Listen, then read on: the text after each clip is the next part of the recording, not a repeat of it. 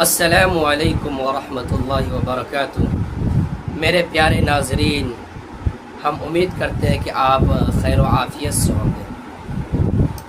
ناظرین، آج کا جو میرا عنوان ہے، آج کا جو میرا ٹاپک ہے وہ یہ ہے کہ اماموں کا مقام و مرتبہ کیا ہے، اماموں کی فضیلتیں کیا ہیں۔ تو چلیے آج ہم ان کی فضیلتوں کو تلاش کرتے ہیں، ان کے مقام و مرتبہ کو دیکھتے ہیں۔ ناظرین، جب ہم احادیث کی کتابوں کو کھولتے ہیں تو ان کی بے شمار فضیلتیں ملتی ہیں، ان کا مقام و مرتبہ بہت ہی اونچا نظر آتا ہے۔ چنانچہ ایک موقع پر ایک صاحب جناب محمد رسول اللہ صلی اللہ علیہ وسلم کی خدمت میں آتے ہیں اور عرض کرتے ہیں، اے اللہ کے نبی، ہمیں کوئی کام بتا دیجیے۔ آپ نے فرمایا کہ آپ اپنی قوم کی امامت کیجیے، آپ اپنی قوم کی امام بن جائیے۔ اس نے کہا اگر یہ نہ ہو سکے تو کوئی دوسرا کام بتا دیجیے۔ تو آپ نے فرمایا اپنی قوم کی مؤذن بن جائیے۔ اسی طریقے سے ترمذی شریف کے اندر ایک حدیث ہے، اس حدیث کے اندر ہم سب کے آقا جناب محمد رسول اللہ صلی اللہ علیہ وسلم کیا فرماتے ہیں؟ اس حدیث کے اندر ہم سب کے آقا فرماتے ہیں کہ 3 ایسے خوش نصیب انسان ہوں گے جو کل قیامت کے دن مشک کے ڈھیروں پر ہوں گے۔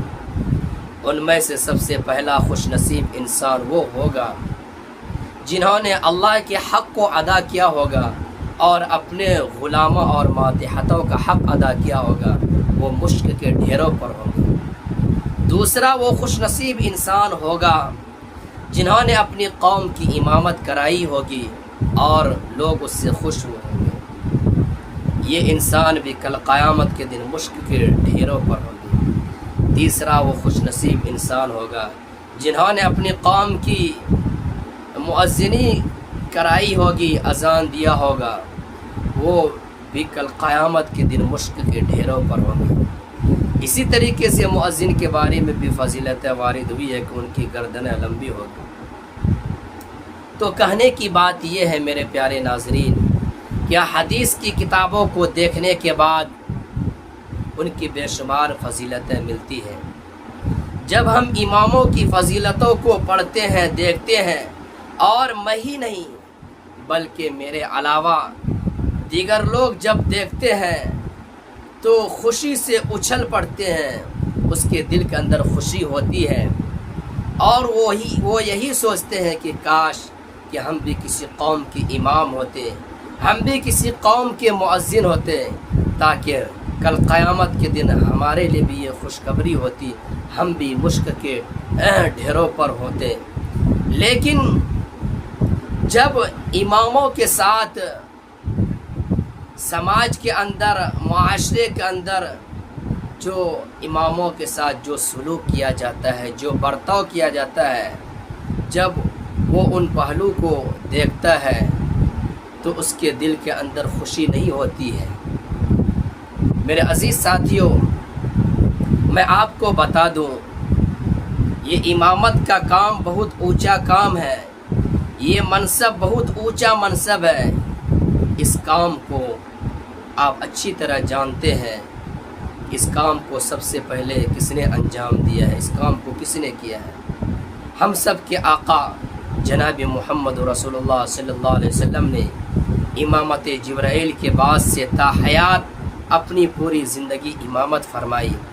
اس کے بعد خلفائے راشدین نے امامت کی، تو یہ کام بہت اونچا کام ہے، نبیوں کا کام تھا، تو ظاہر سی بات ہے اس کی فضیلتیں بے شمار ہوں گی۔ لیکن آج افسوس کے ساتھ یہ کہنا پڑتا ہے، دل کے اندر یہ دکھ ہوتی ہے جب ہم اماموں سے ملاقات کرتے ہیں، مساجد کے اندر جب اماموں سے پوچھتے ہیں، جب ہمارے پاس فون آتے ہیں، جب ان سے باتیں ہوتی ہے، جب ان کی باتوں کو سننے کے بعد دل کے اندر ایک تکلیف ہوتی ہے کہ اماموں کی اتنی فضیلت ہونے کے باوجود اماموں کے ساتھ کیسا سلوک کیا جاتا ہے۔ آج ہمارے سماج کے اندر، ہمارے معاشرے کے اندر، ہمارے بستی کے اندر اماموں کے ساتھ جو سلوک کرنا چاہیے، جو ان کے ساتھ اچھے طریقے سے پیش آنی چاہیے، وہ پیش نہیں آتے ہیں۔ جس طریقے سے اگر ان کا بچہ کوئی غلطی کرتا ہے تو اپنا بچہ سمجھ کر کے اسے درگزر کر دیا کرتے ہیں۔ ان کے نزدیک ان کے بچوں کی غلطی نہیں ہوتی ہے۔ اے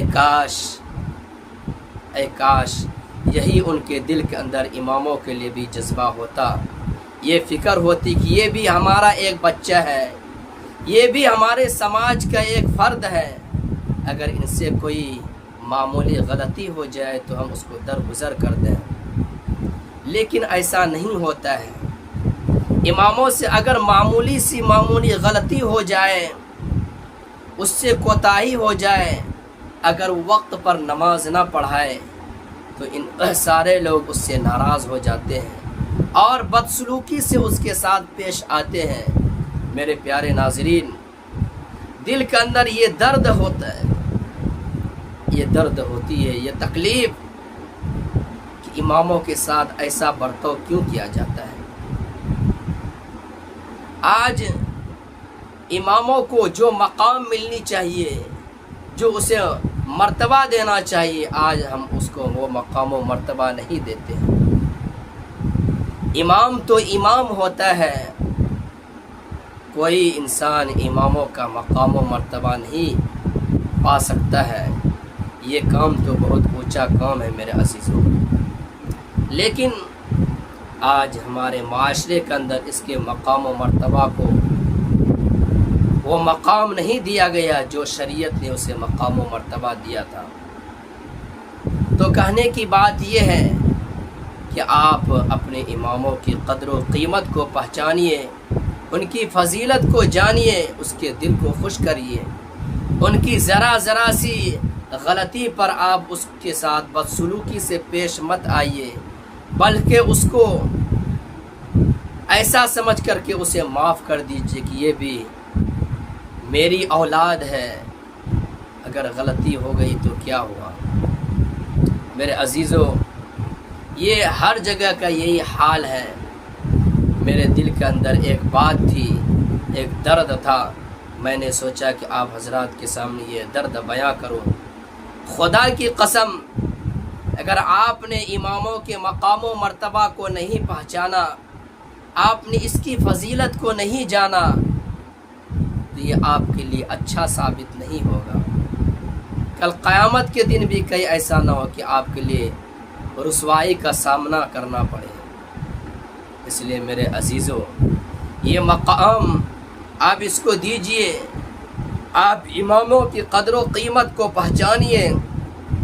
یہ امام تو وہ امام ہے کہ آپ کی نمازوں کو درستگی کے ساتھ یہ ادا کرواتے ہیں۔